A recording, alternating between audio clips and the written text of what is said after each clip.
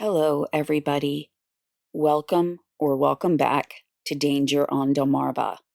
My name is Rhonda Jefferson, and I'll be your host as we explore the dark and winding roads that lead around the Delmarva Peninsula. If you're new here, welcome, and if you're a returning listener, welcome back. If you're not familiar with Delmarva, it's an area in the Mid-Atlantic region of the United States that includes the state of Delaware, Maryland to the east of the Chesapeake Bay Bridge, and Virginia to the northeast of the Chesapeake Bay Bridge Tunnel. Today's recording will be somewhat bittersweet for me as I'm honoring the man that loved me, raised me, has always been there for me, and going forward, he's not here anymore. Since I last published an episode, my family and I got to spend the last days with our father.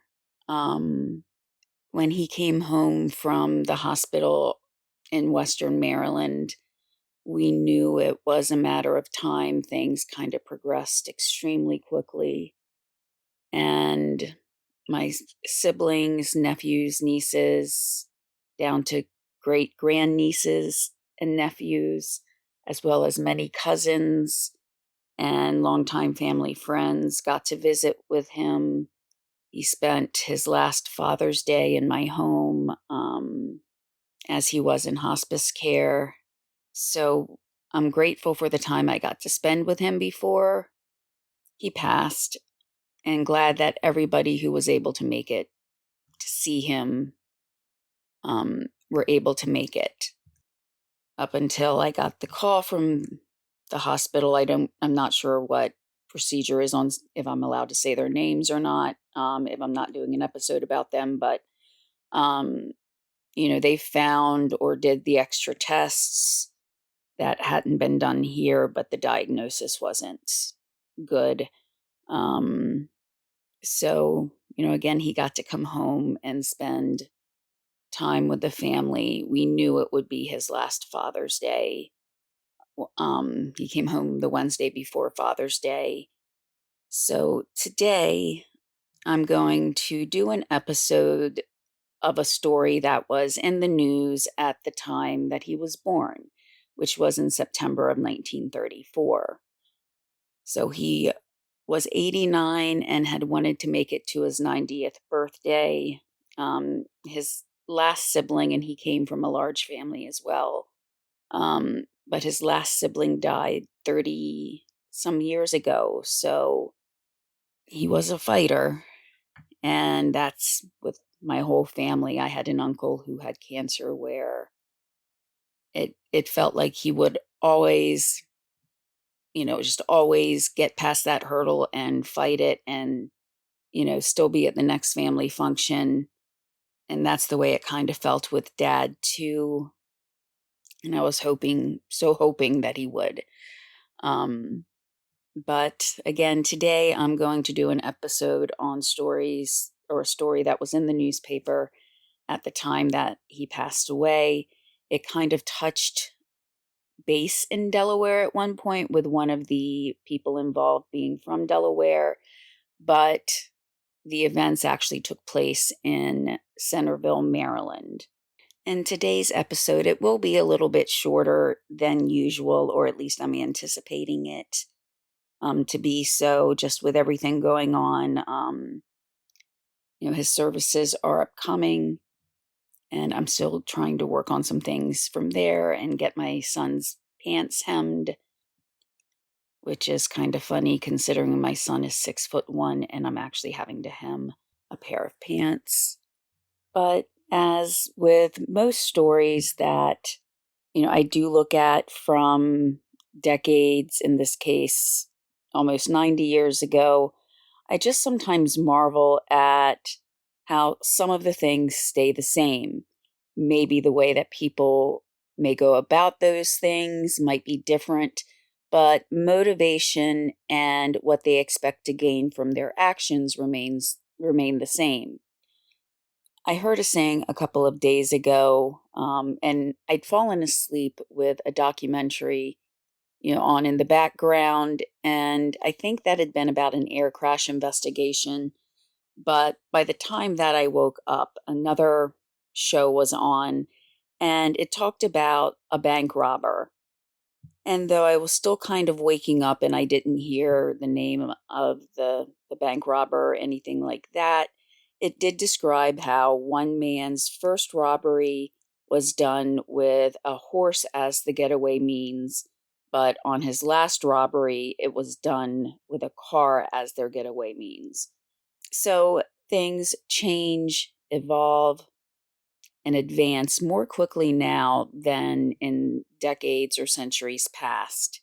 So, to see the difference of technology and its impact on society from that long ago versus today, I think just emphasizes how the same basic human needs and motives are always going to be there, even if the surroundings change. The actions reflect those needs and motivations that many humans have. It's just now many more bank robberies are done at the behest of a keyboard, a Wi Fi connection, and probably some heavy duty firewalls versus the old fashioned way of a firearm, a getaway vehicle, and a mask. I also find it funny how sometimes the newspapers would report about some very mundane things, such as one person's relative visited from another part of the country and stayed at this particular hotel. Yet the events that led up to the story today, the reporting on that is pretty scarce in the newspapers. I couldn't find any information about the prior events or crimes that led up to this until after the most egregious of the crimes actually occurred, or at least the most egregious that I can find.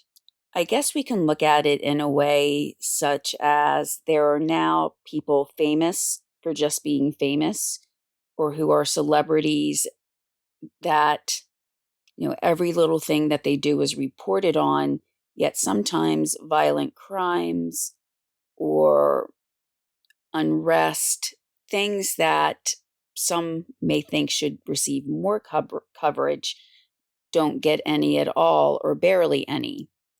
It just makes me sit back and think about priorities some, and actually, while reviewing this case, that one of the towns I reference will be a place I'm not too familiar with. So I did find that interesting as well, especially since it's in Delaware. Plus, as I'm sure that as this took place almost 90 years ago, the town and everything would have surely changed since then. But before I get too much into today's episode, I just want to go over some of my normal disclaimers. First is that, as with most of my episodes, this will include topics that some may find difficult to listen to, such as violence, injury, and death. My sources will be linked in the description of the episode, and all of the sources for this particular case come from an archived newspaper site. It is part of a subscription service, so as usual, I'll leave a link along with the title and date of the newspaper, so if you can find it in another way, you'll have that information. And sometimes if you do click on the link, you may be able to view part of an article if you're not subscribed to that service.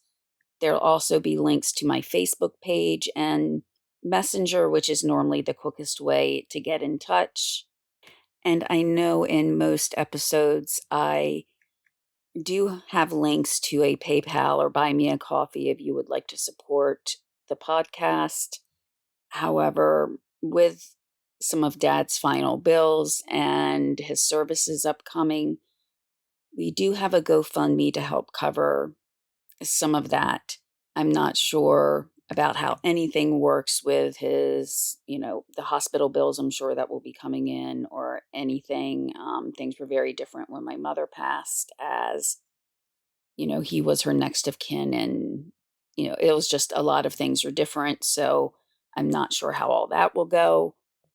Guess there's really a lot of things I'm not sure how to do in the upcoming weeks and trying to settle everything. But hopefully everything will get settled soon. But with all that being said, let's first touch base in Marshallton, Delaware, and then on to Queen Anne's County, specifically Centerville in Maryland, September 1934. So the actual story today does take place in Queen Anne's County, Maryland, and one of the people involved, a Fred Moore, is from Marshallton, Delaware. I admit I'm not extremely familiar with that area. About the only experience I have there is from when I did live in the Wilmington area, and just maybe a day or two, or even the day that I did have our first child, my husband was stopped for speeding in that area. So I think he didn't want to tell me, because it wasn't until much later that he actually mentioned it. I can imagine it would have been the day that I had the baby, because he was at a job site. Someone had to go pick him up. And then he realized he left the keys to his truck at the job site, so he couldn't actually get to the hospital until he got a set of keys. So I can imagine it actually being the day that our son was born. But as with so many towns on Delmarva, the history does go back to the 18th century. At least that's recorded, though at the time it was not named Marshallton, but Weather Hersey Bridge. And that was because of a man who built a mill named Hersey, and that was in 1765. It was the scene of George Washington and the Revolutionary War touching ground there, along with areas that later became Newport and Stanton. Another side note is my husband and I actually had our first outing together in Newport. Some mutual friends were going bowling, and he let me know that they were going bowling. So here we are 20 years, or approximately almost 20 years later. So I guess that area has some good and bad memories for me, even though I'm not as familiar with the town of Marshallton itself. But there are many buildings that are on the National Register of Historic Places, as some buildings date back to the late 1700s and even into the early 20th century, that are of some historical significance. However, the town itself is not incorporated, so it doesn't have elected officials or anything like that. It's kind of a community in that area. Now, going back to Centerville, Maryland, though, where much of the story takes place today, I'm a little bit more familiar with that. I had some very good friends who lived there, and was probably over there 2 to 3 times a week, even though I lived in Sussex County in Delaware. And so Centerville is in Queen Anne's County and is the county seat. It's much closer to the Bay Bridge than where I currently live, with Centerville being about 30 miles or so, or maybe about maybe 34, 35 minutes driving, according to Google Maps, even though with me, I drive slow. But I do have to add, as far as getting over the bridge, it depends on the time of day, or if it's a holiday or weekend. Traffic there can be a nightmare, but it was convenient if we wanted to go to, say, larger malls or stores that we didn't have access to over here.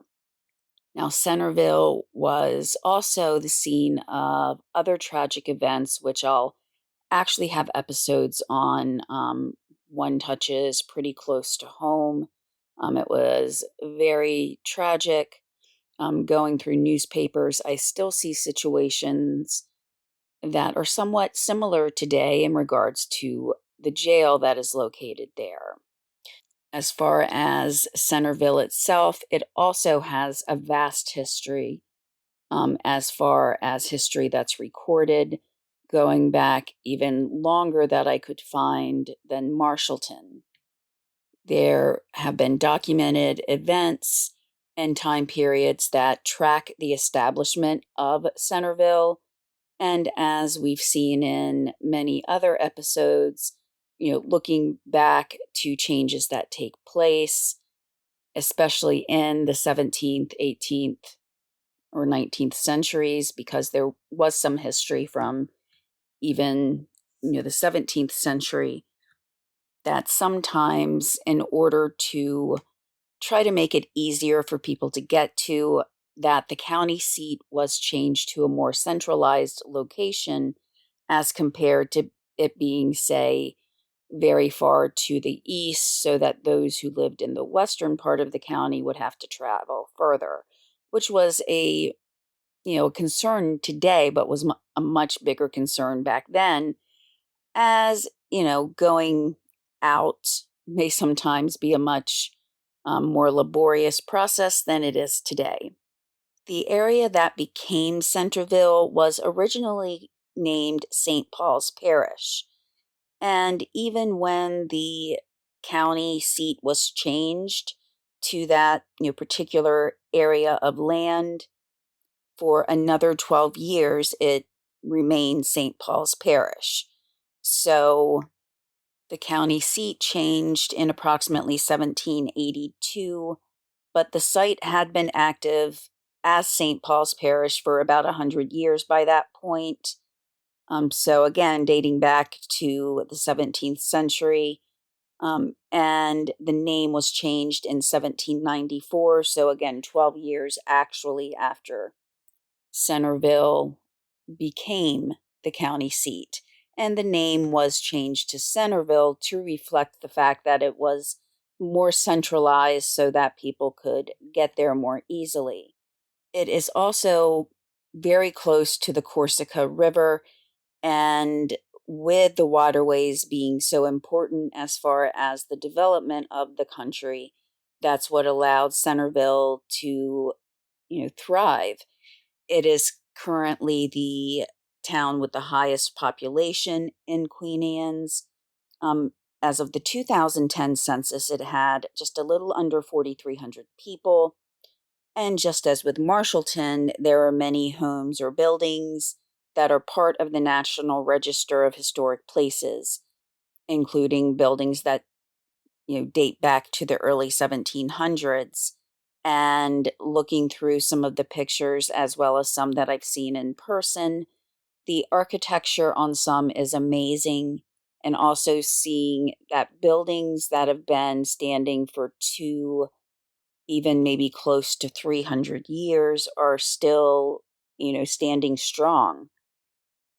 I personally think the courthouse is gorgeous, and the original courthouse was moved, from where it was originally in Queen Anne's to Centerville.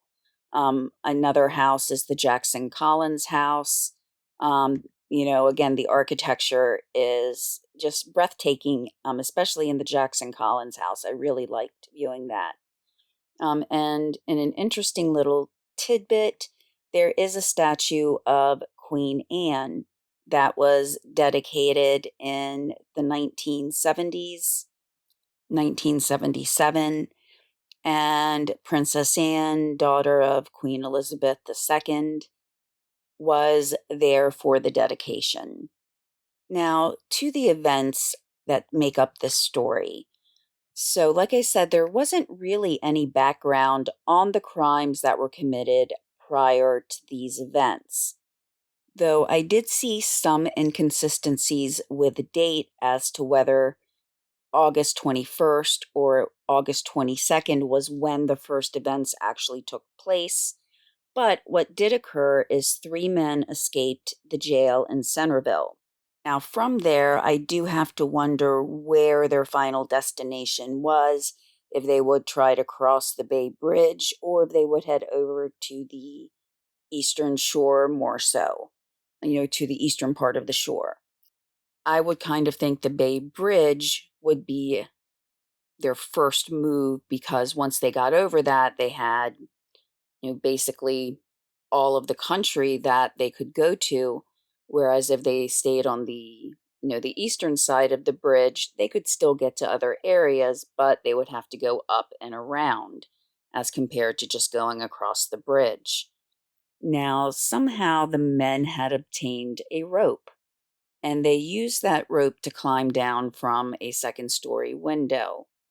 Now, Gilbert Williams was one of the men that originally escaped, but he is not going to play a major factor as far as physically contributing much to this story, but I do have to wonder if some of his actions impacted what one of the other men did a little bit later.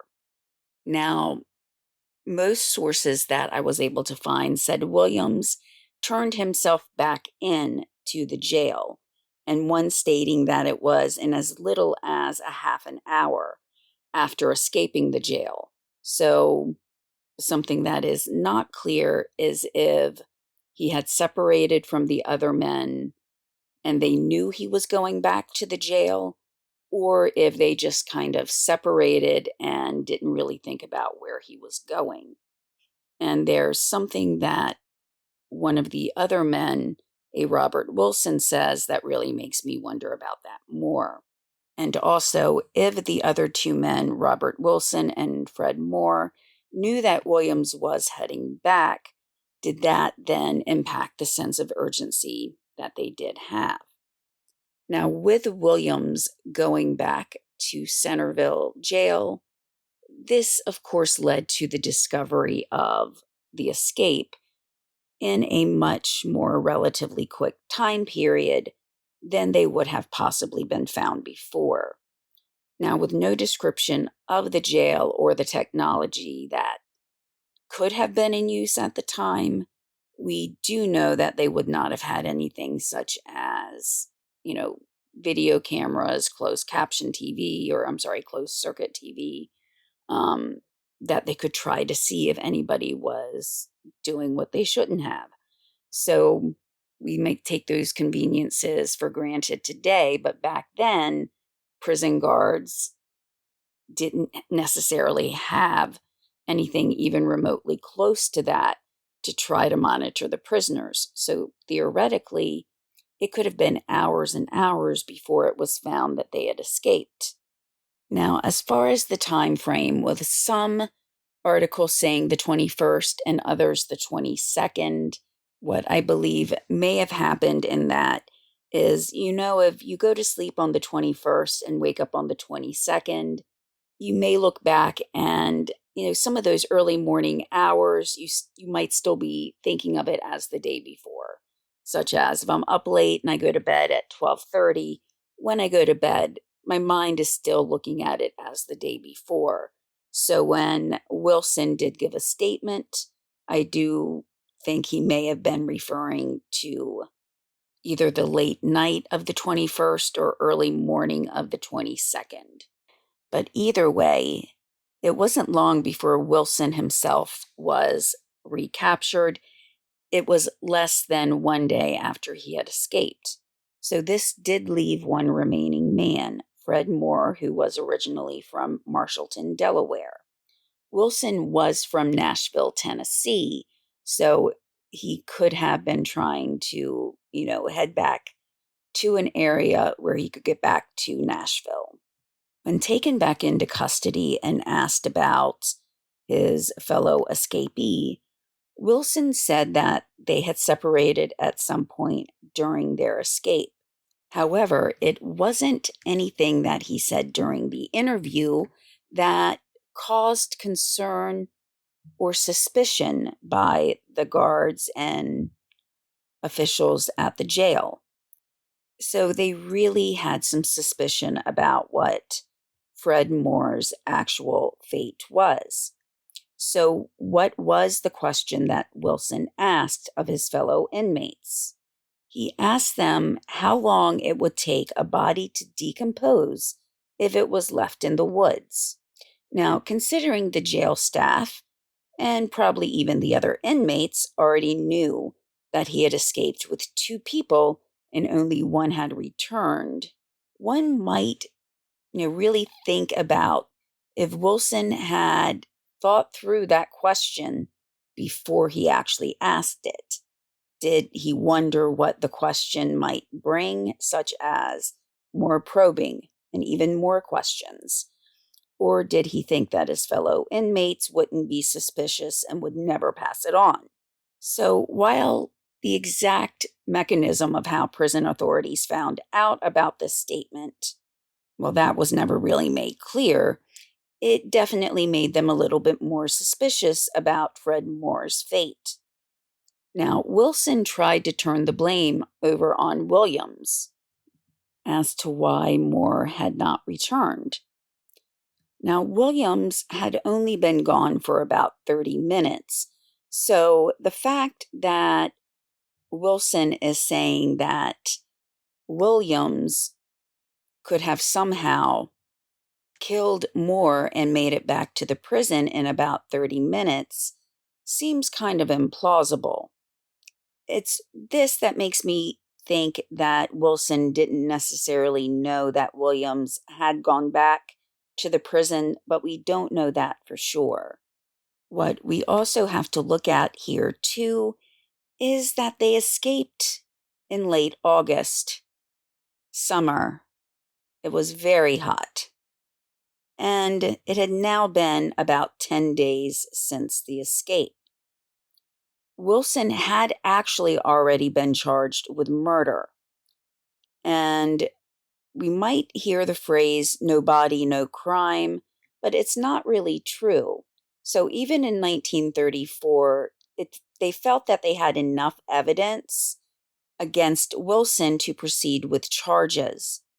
This was bolstered even more when they searched Wilson's cell and found jewelry, money, even a shirt that belonged to Moore that Wilson had in his possession. Even though they said he had money, but I'm not really sure how they could tell who actually, owned the money. Was it Wilson? Was it Moore? Did he, for some reason, keep his name on it or something like that? Who knows? But they were able to identify everything as belonging to Fred Moore, and it was now in possession of Robert Wilson.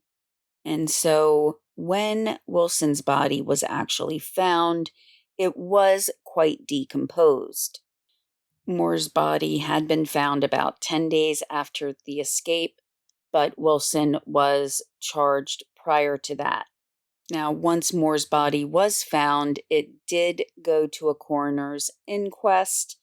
We don't see that as often today, but the coroner's inquest is used to really delve into the cause of death, which their conclusion was that Moore had died at the hands of another, but that they, quote, strongly suspected Robert Wilson of Nashville, Tennessee, end quote. Wilson did end up eventually confessing to the crime. He said that he and Moore were together, and Wilson had gone out to try to get a car to aid in their escape. However, after trying to find one, he came back without a vehicle. Fred Moore became angry with Wilson, and according to Robert Wilson, they ended up in an argument in which he stated that Fred Moore grabbed a club. Now, to give a little bit of context, they had gone to a farm named Can Farm to try to hide after their escape. But according to the statement, there were 3 clubs where they were hiding out, and Fred Moore grabbed one. And in self-defense, Robert Wilson was able to wrestle that club away from Moore and ended up beating him to death. Wilson said that as soon as he realized that he had, quote, hit him too hard, that, end quote, that he started to panic. At that point, he just grabbed everything he could off the body, including the clothes. He was very quickly caught, though, trying to leave an area called Seward's Woods. So his actions maybe gained him a couple of more hours of freedom at the most. And in some of that time, he was trying to cover his tracks, not only of the escape, but of the crime he had just committed. Now, it's here where really the frustration takes hold in not having any background information about the previous crimes. The reason I'm, wondering about some of these is, was Fred Moore known to be aggressive? Were his criminal acts violent, or were they more white collar? Looking at Wilson's history, he had a history in Tennessee of breaking and entering as well as forgery. The charges that he was up for at the time when he was in jail was forgery. But there were never any notations or statements that violence was involved in any of those previous crimes.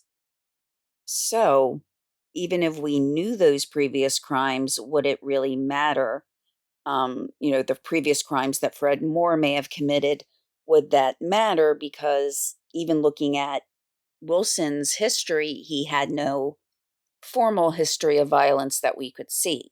So the biggest question here would be, did Wilson really act in self-defense as Moore came at him with a club? Or was Wilson's desire not to go back to prison again, like he had in Tennessee, make him look at a situation and say that he didn't care what it took to obtain his freedom?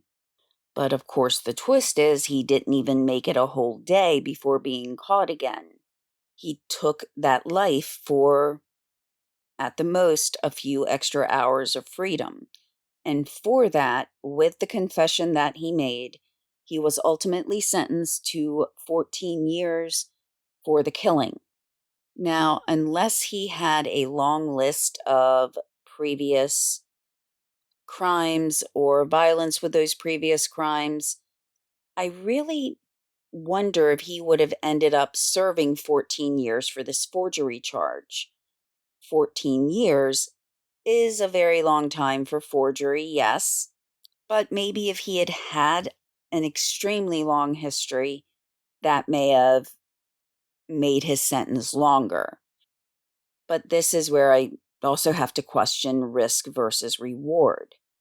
I think we can all agree unequivocally that Fred Moore and his loved ones would not think that that risk was worth the reward, as Fred Moore paid the ultimate price for trying to, or actually escaping prison. But I guess nobody will ever know except Robert Wilson how this actually felt. What it felt like when he walked out of that woods and very quickly was apprehended by the police. What were his thoughts? Was he remorseful? Did he feel for Moore's family? Was it truly self-defense? But by trying to divert the blame to the third escapee, Williams, I personally don't think he could have felt much remorse if he actually tried to blame somebody else. Depending on all of the circumstances, the entirety of the circumstances, Williams could have very well gotten the death penalty, or at the very minimum, served a prison term unjustly for something that he hadn't done. But thankfully, Williams' mouth about asking questions about decomposing bodies kind of, gave himself away. But it appears as though he was trying to blame Williams prior to the body being found, even though he was being interrogated about the question that he asked and the suspicion that was now on him about, where Moore actually was. My conjecture is that Wilson knew that if the body had been found, Williams would not have been blamed.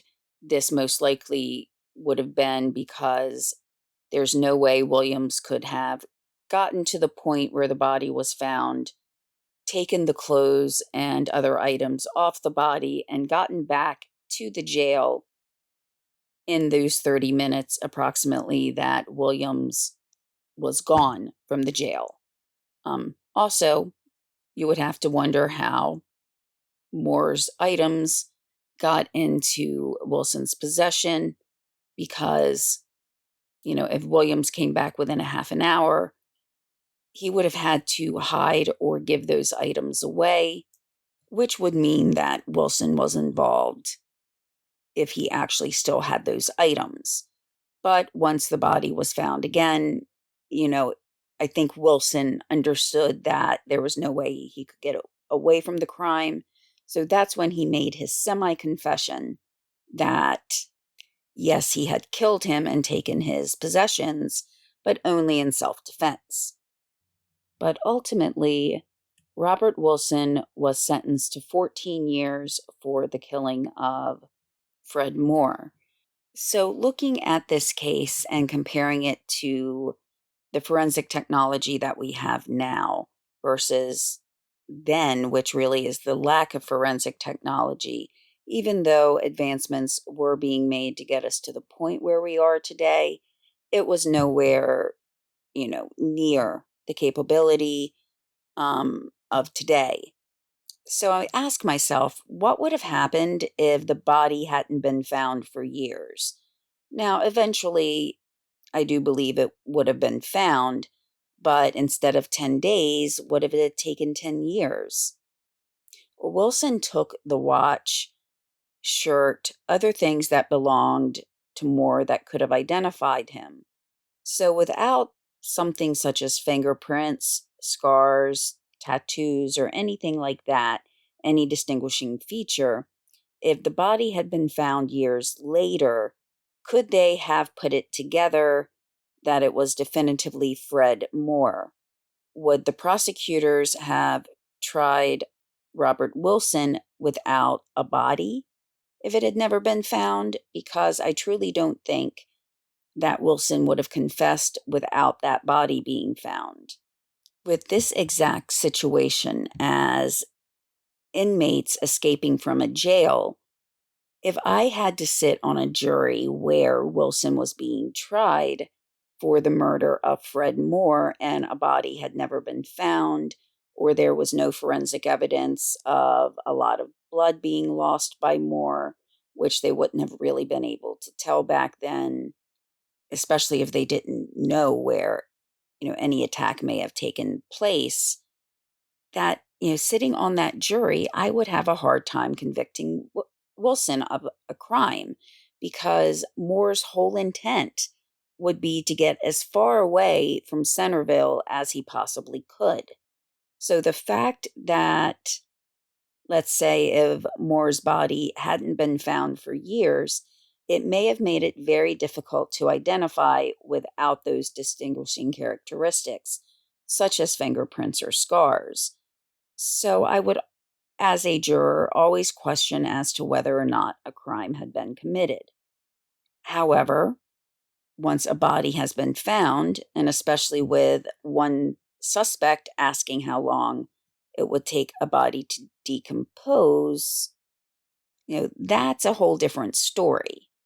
And while a lot of times we do look at previous charges to try to predict, the intent or actions of a person, what they may have done in the past, may do in the future, we look at those charges, and without knowing Wilson or Moore's, we don't know what their previous activities were completely. Was it just forgery or was there violence involved? And would that have made a difference to the outcome of this case, both whether or not Wilson would have killed Moore, if he had possibly committed other violent acts that he hadn't been caught doing before, Would knowing about those charges have made jail officials any more suspicious? Just so many questions that I have, in terms of whether or not the body had been found or not. Another question I ask is, could it have really been self-defense? Even if Wilson had not been violent before, would the thought of escaping another forgery charge and not going back to jail be enough to make him kill another man in cold blood? Or was it only when this other man turned on him that he became violent? I do find it interesting that there were 3 clubs found. Could Wilson have wrestled a club away from more? Just so many things that are left unanswered, and there's not really a lot of information there to try to determine it on our own. For one thing, if let's just say Fred Moore was 6'6", 300 pounds, and Wilson was 5'8", 150 pounds, I would find it hard to believe that Wilson could have gotten the club away from Moore. So that's why why that type of information being missing to me kind of muddles the case. So while Wilson actually confessed to the killing, was it murder or manslaughter? Or neither if it was self-defense? So it's with some frustration that I will leave you with those questions and ask, do any of them frustrate you as well? Do you yearn for the day that every single document on file at any law enforcement agency, court, any type of official document that's available to the public could be available online instead of them being relegated to filing bins or microfiche in buildings that you may need to make an appointment to get into, to view, and may have to travel hours to get there? Well, that day would be amazing. But for now, I think the biggest question would be, was the risk worth the potential reward? And if Robert Wilson had the chance to do it all over again, would he? Well, I guess that's 2 questions. But as I said, today's episode would be a little bit shorter, as I'm still trying to plan things, get things settled.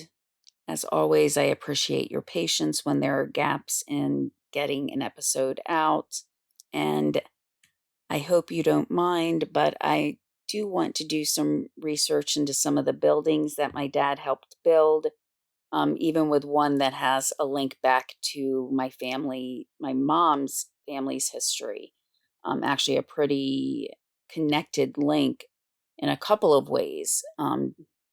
From my dad and his work to my mom's family.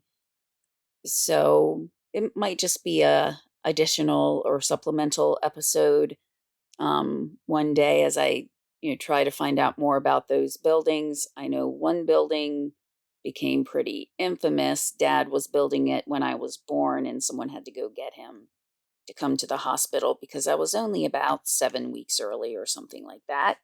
So of course, they had no idea I was coming then. And of course, long before cell phones. So, just to take a look at those. And, when I go by buildings, I sometimes know that Dad built that, whether it's because I've been told or because of a certain style that he worked in when I moved into the house we rented before we bought. I actually looked at the steps and thought, oh, this looks like something Dad would have done. And then the landlord, who had been outside, comes in and tells me, oh, I think your dad probably did these steps. His father had known my father, and the house was one that was in the family. So he had inherited it. So he knew of my father. And I was like, oh, okay. So I was so used to seeing his style of brickwork and steps, things like that. He was a brick mason, if I hadn't said that before, I'm sorry. And worked in a lot of concrete, things like that. But that I looked at the steps and I knew that that was something my dad had done. So if I do put that out, I'll make sure that the title is clear, that it's kind of a supplemental episode. But it is something I want to look into for him to find out about those buildings before they disappear, because that one that had a pretty strong link to my mom's family has since been torn down or taken away, might be the best description. But if I do that episode, I'll explain that a little bit more. But thank you again, guys, for bearing with me during this time. I appreciate you all listening, and I apologize it is a shorter episode, but I will talk to you guys again as soon as possible. And everyone, try to have a good rest of your weekend or week, depending on when I can get this episode uploaded. And I'll talk to you soon. Bye.